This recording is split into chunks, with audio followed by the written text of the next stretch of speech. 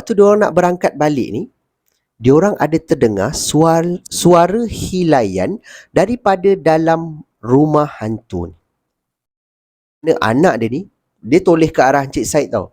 And then dia terus pandang ke tepi, ke bahagian pokok tadi tu. And then anak dia cakap, "Mama, kakak tu tengok kita."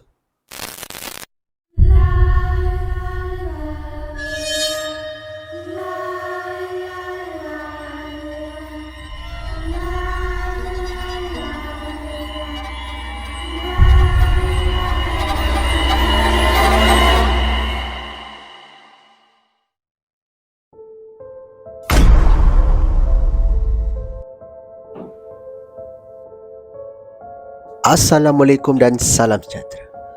Kita bertemu lagi di dalam channel Sembang Kopi.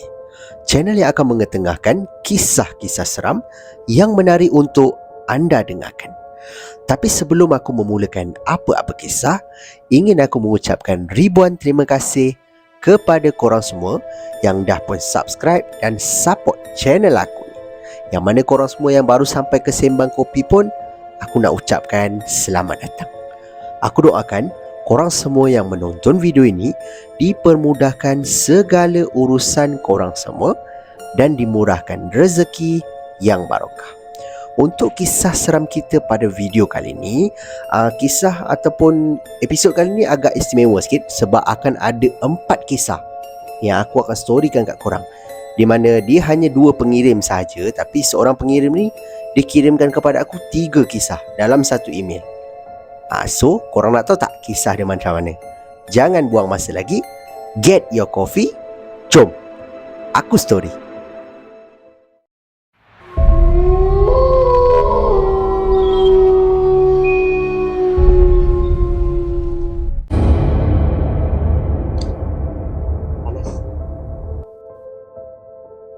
Kisah seram kita yang pertama ni dialami oleh pengirim kita yang ingin dikenali sebagai Mr. Yuan. Di mana Mr. Yuan ni dia nyatakan di dalam email dia adalah salah seorang pendengar Sembang Kopi yang berbangsa Chinese. Di mana dia ingin berkongsi beberapa pengalaman seram dia sewaktu dia bekerja di sebuah rumah hantu di negara kita. Di mana dia cakap dia ni bekerja sebagai penjaga bahagian audio. Di mana rumah hantu yang dia jaga ni sebenarnya ada banyak section tau. Di mana semua sekali lebih kurang ada 10 ke 11 section macam tu. Dan di setiap section pula memang akan ada hantu-hantu yang berbeza. Di mana akan ada satu ruangan yang ada pocong, misalnya lah. Ada satu ruangan ada Pontianak, lepas tu ada satu ruangan ada hantu Cina, ada banyak lah. Jadi dia cakap di dalam setiap ruangan ni memang akan ada 2 ataupun 1 body, di mana orang yang berpakaian hantu, dan kemudian memang akan ada macam prop. Prop macam pocong, lepas tu prop macam Pontianak berterbangan, tapi itu menggunakan mesin lah, di mana dia tergantung akan benda tu akan berhayun tau. Itu orang lain yang jaga. Dia biasanya dia akan jaga bahagian audio, maknanya bunyi-bunyi macam nilaian, bunyi macam yang bagi orang terkejut-terkejut tu, dia lah. Jadi dia kata pengalaman seram dia yang pertama ni bukan berlaku pada diri dia, tapi berlaku kepada kenalan dia ataupun sahabat dia. Di mana pada waktu itu hari cuti umum. Okey, di mana kalau ikutkan memang semua orang cuti lah, tapi disebabkan dia ni kerja dekat dalam mall, rumah hantu dia ni kat dalam mall. Jadi dia terpaksa kerja lah, kena ikut lah waktu mall kan. Jadi waktu tengah ramai orang ni, jam waktu tu dah pukul 8 lebih malam. Rumah hantu ni tutup dalam pukul 10. So dalam pukul 8 lebih ni orang tengah ramai, dia tiba-tiba dihubungi ataupun dia dapat satu panggilan daripada kenalan dia.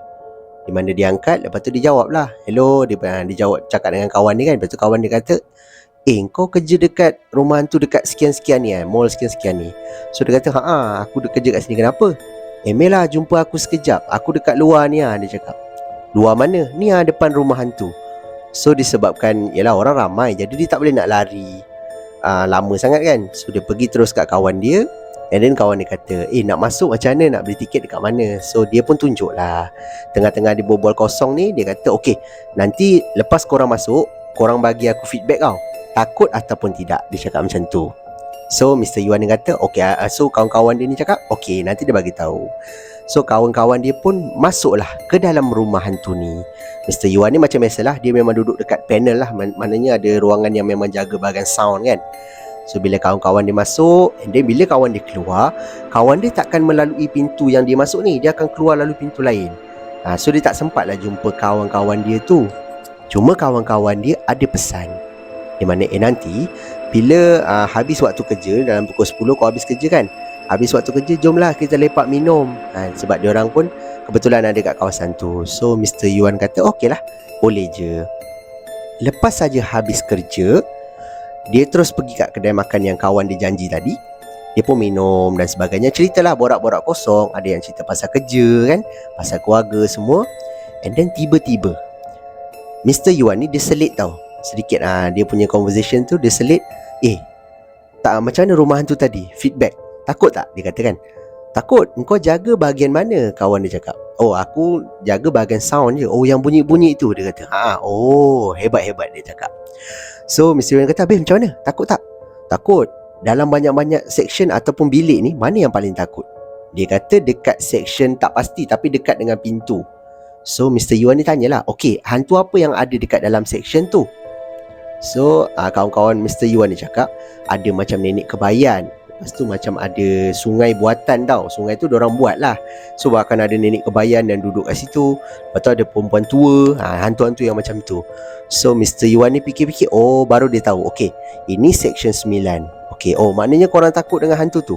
Tak, yang kita orang terkejut, dia kata, dia berlari terus. 3 orang ni, kawan dia ni berlari keluar sebab ada satu kelibat macam pocong berterbangan di bahagian atas. So Mr. Yuan ni macam pelik tau. Dia macam terfikir, mana ada pocong dekat ruangan 9?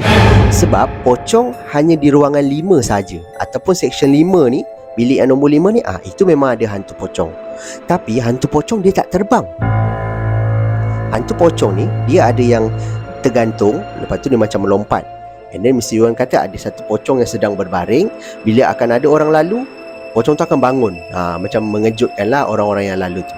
Tapi di section 9, setahu Mr. Yuan memang tak ada pocong.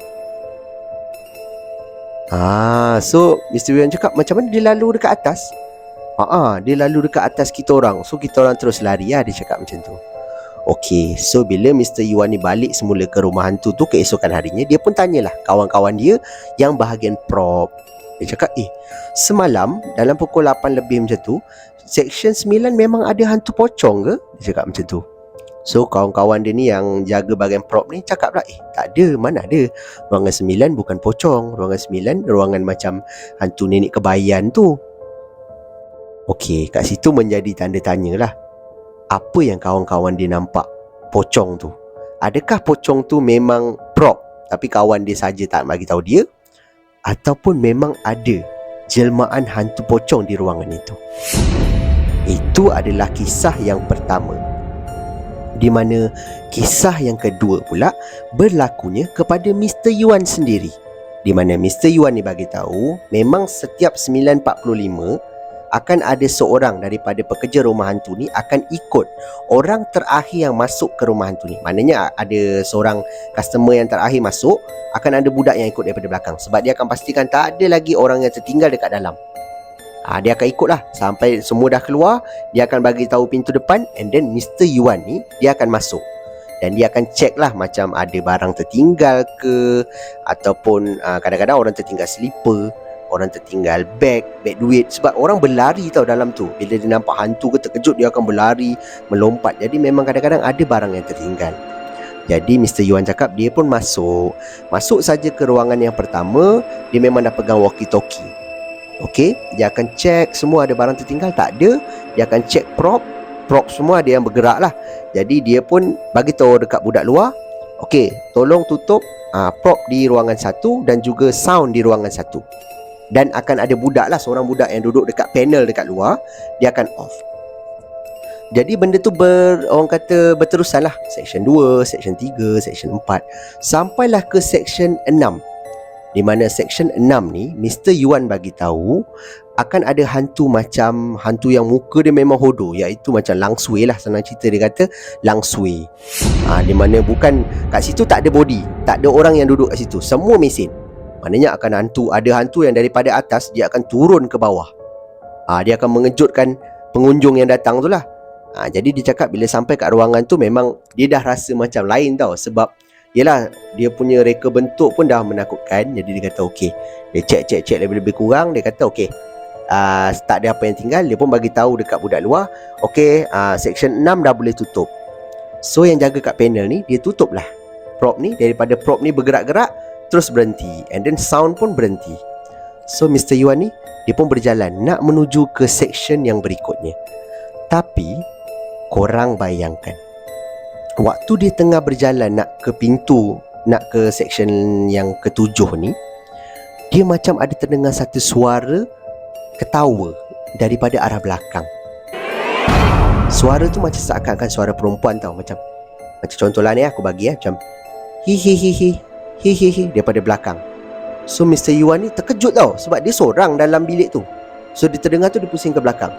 Dia tengok memang adalah macam ada apa, prop-prop ni yang sedang berdiri apa semua. Dia dah lagi takut lah. So dia pun pegang walkie-talkie dia cakap dengan budak luar, sound dah tutup belum? Section 6 dah tutup belum sound? So budak yang jaga bahagian panel dia kata, dah, semua dah off dah. Section 7 okey tak? Dia cakap macam tu. So Mr. Yuan dia kata okey, dah tutup. Jadi bunyi apa yang dia dengar? Dia buat tak tahu lagi. Dia pun jalanlah cepat sebab dia dah mula takut kan. Bila dia nak jalan tu, sekali lagi dia terdengar ada bunyi tau daripada belakang dia, ketawa yang sama. Bunyi ketawa yang sama, macam hi hi hi hi. Dia toleh, tapi kali ini yang membuatkan dia takut, prop yang berada di atas ni tiba-tiba turun pergi ke arah dia. Korang bayangkan, prop tu turun terbang ke arah dia. Waktu ni dia cakap dia terus lari, tak fikir apa dah. Dia lari terus ke section 7, section 8. Dia nak keluar daripada rumah hantu ni lah. Tapi yang membuatkan dia takut, waktu dia berlari, dia pandang juga tahu ke arah belakang. Korang bayangkan, jelmaan ataupun hantu yang turun daripada atas tadi tu ikut dia. Dia nampak tau, bila dia lepas dia pintu section 7 ni nak masuk ke section 8, dia tengok dekat pintu section 7 ni dah ada dah. Hantu tu ikut dia. Lepas tu macam tu juga berikutnya. Bila sampai section 9, hantu tu dah ada kat pintu section 8. Sampailah dia keluar daripada pintu belakang ni, korang bayangkan, dia terjatuh. Sebab dia tolak pintu tu, pintu dia terbuka.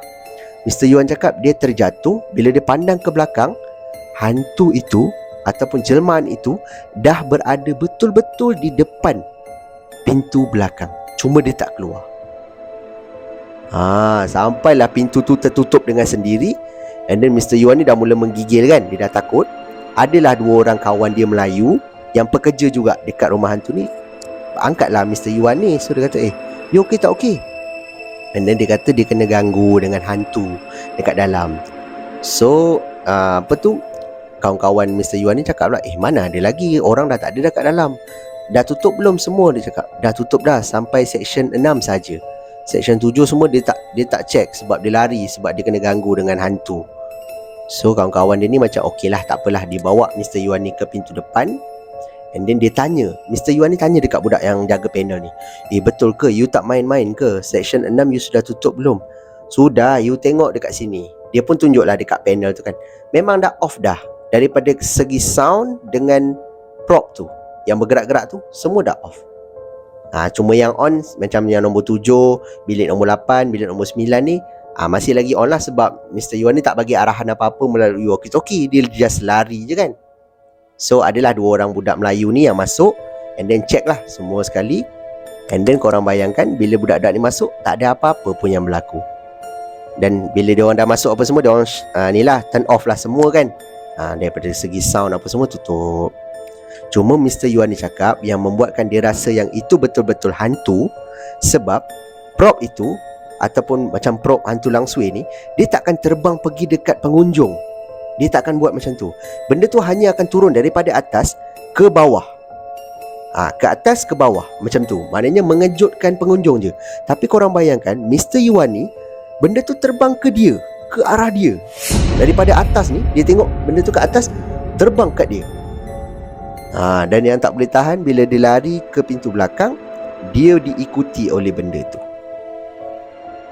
Itulah pengalaman seram dia yang kedua ni, yang pada dia sangat menakutkan. Dia sendiri tak pernah kena lah, cuma dia kata perasaan takut tu memang ada. Sebab dia kata bila setiap kali dia check pun, yelah prop-prop hantu kan. Kadang-kadang benda tu bila orang masuk ramai-ramai pun berlari, apatah lagi dia masuk sorang-sorang. So itulah pengalaman dia yang kedua. Pengalaman seram dia yang ketiga pula berlakunya kepada dia juga dan juga kawan-kawan dia. Di mana pada waktu itu Mr. Yuan kata kisah ni agak pendek di mana Mr. Yuan cakap rumah hantu ni dah pun tutup. Semua dah shut down Semua dah tutup daripada bilik nombor 1 sampai dah bilik nombor 10 ke 11 tadi. Semua dah tutup. And then waktu diorang ada pekerja-pekerja yang dah balik tau waktu tu. Tinggallah ada beberapa orang je. Waktu diorang nak berangkat balik ni, diorang ada terdengar suara hilayan daripada dalam rumah hantu ni. Suara hilayan yang agak kuat menyebabkan Mr. Yuan ni dan juga kawan-kawan ni terberhenti daripada berjalan nak balik tu, berhenti. And then tengok ke arah rumah hantu ni.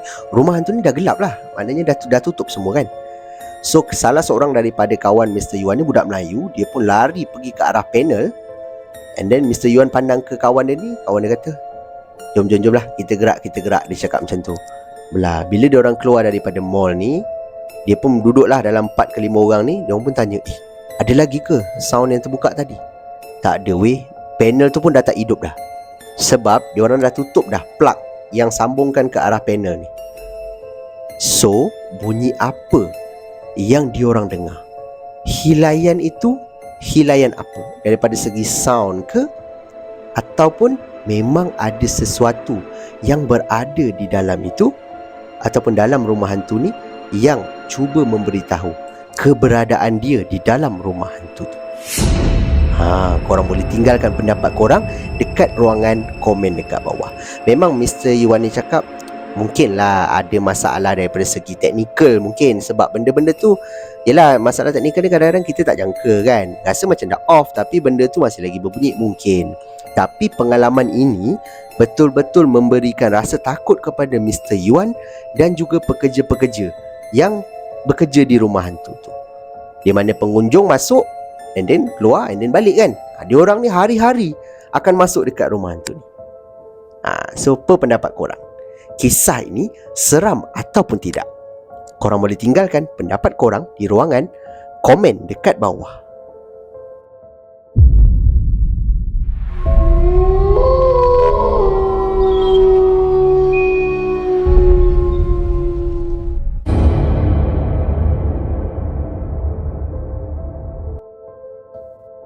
Kisah seram kita yang terakhir ni pula dialami oleh pengirim kita yang bernama Encik Said. Di mana Encik Said ni dia ingin berkongsi satu pengalaman seram dia sewaktu dia dalam perjalanan pulang ke kampung dia yang terletak di Kahang, Johor. Okey, bukan Pahang Kahang. Di mana rumah dia ni terletak di Johor Bahru. Dan pada hari kejadian seram ni berlaku, Encik Said cakap dia ni baru balik daripada kerja hari Khamis waktu tu. Sebab hari Jumaat dan Sabtu hari cuti, jadi dia nak balik kampung lah kan. Dia balik kerja dalam pukul 4 lebih, kat pukul 5 macam tu. Jadi sampai rumah, ambil lah masa jam apa semua, dalam pukul 6 sampai. So Encik Said kata bila dia sampai rumah, isteri dan anak dia dah siap dah, dengan beg apa semua dah siap. So Encik Said kata okeylah, bawa masuk beg dalam kereta. Waktu dia tengah duduk minum air ni kan, tengah tenang-tenang ni, dia kata dalam hati dia rasa macam tak sedap. Dia tak tahu kenapa, dia rasa macam tak sedap je tau nak mulakan perjalanan. Jadi isteri Encik Said ni tanyalah, abang nak gerak pukul berapa? Dah pukul 6 lebih ni, nak masuk pukul 7 kan. So Encik Said cakap, nanti dululah, saya tak sedap hati. Dia cakap macam tu. Okeylah ya, isteri Encik Said ni pun macam okey je lah kan. So dia pun buatlah kerja dia yang lain dulu apa semua, sampailah lepas maghrib. Korang bayangkan lepas maghrib, isteri dia ni ataupun isteri Encik Said ni tanya pada Encik Said, abang cakap betul-betul abang sebenarnya nak balik ke tidak? Sebab kalau abang tak jadi nak balik, saya kena keluarkan baju-baju semua daripada dalam beg. Saya dah kemas dah baju, saya dah siap, anak dah siap. Dia cakap macam tu. So Encik Said ni macam, yalah, isteri dah macam nak marah lah kan. Kata nak balik, bila dah siap semua, tak jadi balik pula kan. So Encik Said kata, okey lah, jom lah. Dia pun siap-siap semua, and then dia pun masuk ke dalam kereta. Dia start mulakan perjalanan. Waktu tu lepas maghrib lah, settle solat maghrib apa semua. Dia pun mulakan perjalanan dalam pukul 7 lebih. Okay, korang bayangkan, dia dah nak sampai Kahang ni. Dia cakap jam masa tu dah nak dekat pukul 9, 8 lebih. So kira cepat ke lambat dia sampai tu, aku pun tak pasti. Perjalanan dia ambil masa berapa lama, aku tak pasti.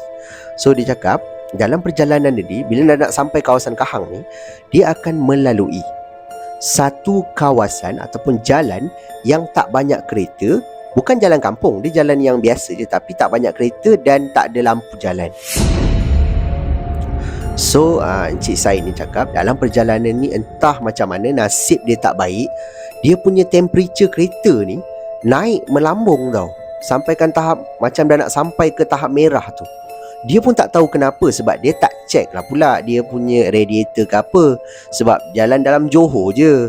Kalau dia jalan pergi luar, maksudnya pergi negeri lain, mungkin dia akan check. Tapi dalam Johor biasanya dia tak check lah. Jadi dia kata disebabkan dia takut lah, sebab kalau dia teruskan perjalanan, buatnya kereta dia breakdown di tengah jalan, lagi masalah. Betul tak? So Encik Said kata dia ambil keputusan bagi signal berhenti di tepi jalan lah. So sambil dia berhenti ni, dia matikan enjin. So isteri dia ni tengah tidur. Tiba-tiba isteri tersedar. Isteri cakap, abang kenapa berhenti? Kita berhenti sekejap lah, sebab temperature kereta naik lah. Saya takut kan sekejap lagi tiba-tiba overheat kan. Kan nanti kan ni pula kan breakdown tengah jalan. Oh okey, isteri dia pun cakap macam tu je lah. So isteri dia pun keluarkan telefon, main telefon. Tiba-tiba anak Encik Said yang berada di belakang, ada 3 orang dalam kereta. Encik Said, isteri dia dan juga anak perempuan dia yang duduk di bahagian belakang. 5 tahun umur dia. So bila anak Encik Said ni bangun, dia pun tanyalah dekat Encik Said kan, abah dah sampai ke? Cakap macam tu. So Encik Said kata belum, jauh lagi ni. Cakap tidurlah dulu. Oh okey, kenapa kita berhenti kat sini?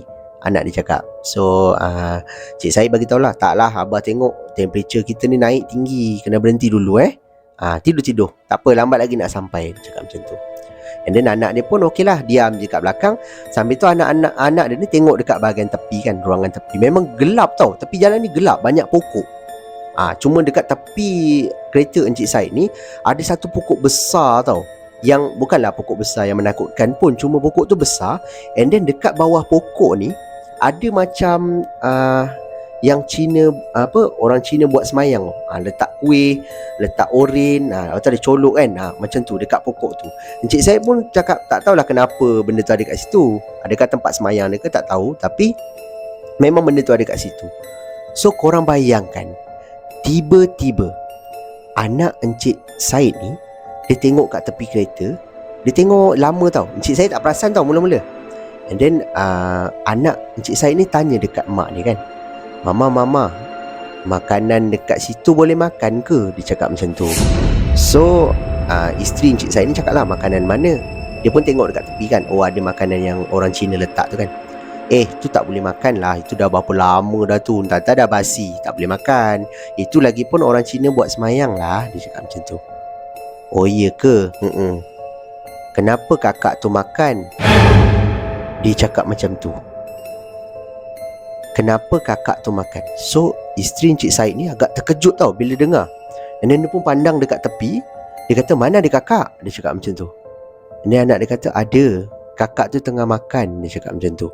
Oh, masa tu Encik Said cakap bulu roma dia dan juga isteri dia memang confirm lah, masa tu meremang sebab kawasan tu gelap dan ada kereta tapi tak banyak. Jadi dia cakap, mana ada orang? Dia pun tak nampak orang tau. Jadi isteri Encik Said ni ambil anak dia terus tau. Ambil anak dia, suruh bawa ke depan. Dia peluk anak dia. Dah. Jangan tengok situ lagi. Dia cakap macam tu. And then isteri Encik Said ni dah macam cakap lah dekat Encik Said ni, bang, tak boleh ke kita jalan dulu bang, pergi dekat depan sikit ke, berhenti tempat lain ke? Dia cakap macam tu. So Encik Said kata, okey. Encik Said ni macam ada bunyi tang, macam ada orang ketuk tau, menyebabkan isteri Encik Said ni terkejut. And then tepuk Encik Said ni, jalan bang, jalan. Dia cakap Encik Said ni terus masuk gear, jalan. teruskan perjalanan. Sampai dekat depan sikit dia ada nampak ada satu Shell tau, petrol pump lah, Shell. Dia nampak dia pun masuk dekat dalam Shell tu, dia berhenti dekat situ. And then sebabkan situ ada lampu, jadi tak takut sangat lah sebab kereta pun banyak. Jadi korang bayangkan Encik Said ni turun, buka lah boot depan dia, boot yang bahagian enjin tu. Dia pun nak cek radiator punya air, tak boleh sebab tengah panas lagi kan. Jadi dia cek spare tank dia air kering. So maknanya masalah radiator lah dekat situ. Jadi Encik Said ni tambahlah air apa semua. And then adalah budak Melayu yang kerja dekat Shell ni, dia jaga petrol pump tu lah. And then dia pergi dekat Encik Said ni, dia kata, "Bang, kenapa bang?" "Tak ada, radiator saya ni," dia cakap, "kurang air," dia cakap. "Oh, okey. Kak, Dik, tanya sikit boleh?" "Apa?" "Jalan ni tadi abang lalu, lepas tu abang macam kena ganggu lah. Jalan ni memang keras ke?" Dia cakap macam tu. And then budak ni cakap, "Alah bang, jalan ni memang orang dah biasa dah," dia kata. "Dah biasa dah nampak kadang-kadang orang melintas. Kadang-kadang ada perempuan berdiri tepi jalan. Itu benda biasa bang," dia cakap. "Kenapa, abang kena ke?" "Kena, tapi abang tak nampak lah," dia kata. "Anak yang nampak." "Oh, dah lah bang, tak apalah bang. Abang teruskan perjalanan lah. Balik teruslah pergi mana dia nak pergi kan. Sebab jalan ni memang dah selalu dah. Dia pun dah banyak kali dengar orang, biasanya yang kena pun orang luar, orang yang duduk luar balik ke Johor kan. Tapi ini bayangkan Encik Said sendiri yang dia kata dia pun selalu lalu jalan tu, tapi dia tak tahu pula jalan tu yang ada sesuatu yang mengganggu kan, ataupun keras jalan tu. Cuma hari tu nasib dia tak baik lah. Bila dia berhenti tu betul-betul kat tepi pokok tu, and then anak dia nampak.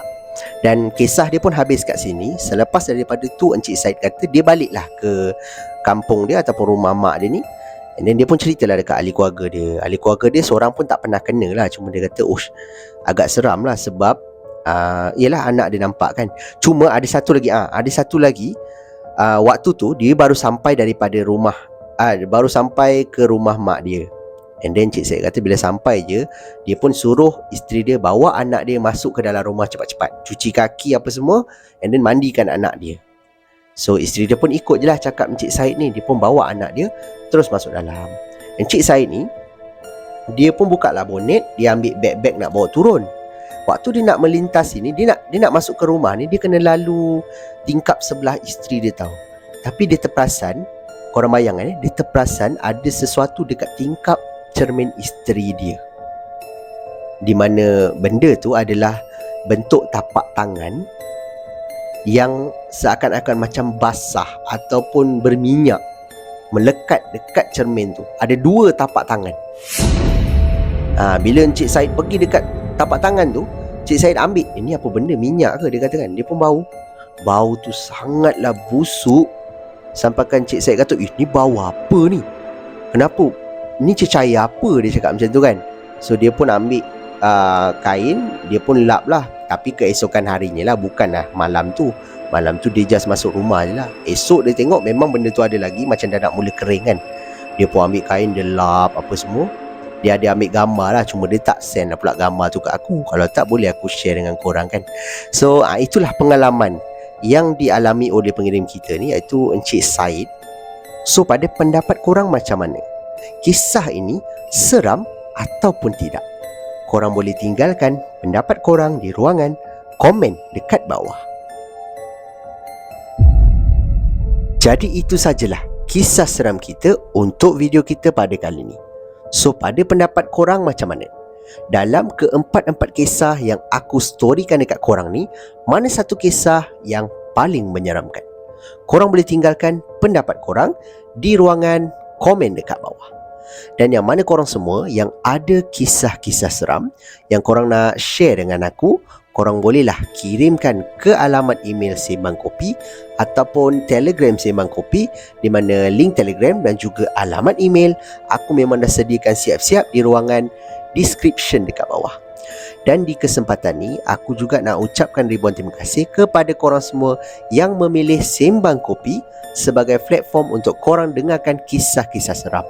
Dan juga korang sudi menonton video aku daripada mula sampailah ke hujung ni. Ini salah satu cara korang tunjukkan support korang kepada aku untuk aku terus buat video dan menyajikan kisah-kisah seram yang menarik untuk korang dengarkan. Jadi itu sajalah daripada aku. Akhir kata daripada aku, kalau korang suka dengan cara penyampaian aku, korang suka dengan kisah-kisah seram yang aku storykan dekat korang, aku hargai sangat-sangat kalau korang boleh bantu aku, bantu channel aku dengan tekan butang like, butang subscribe dan juga butang loceng, supaya korang takkan terlepas apa-apa video yang aku akan update lagi lepas ni. Jadi itu sajalah daripada aku. Kita jumpa lagi di video yang akan datang. Assalamualaikum. See ya.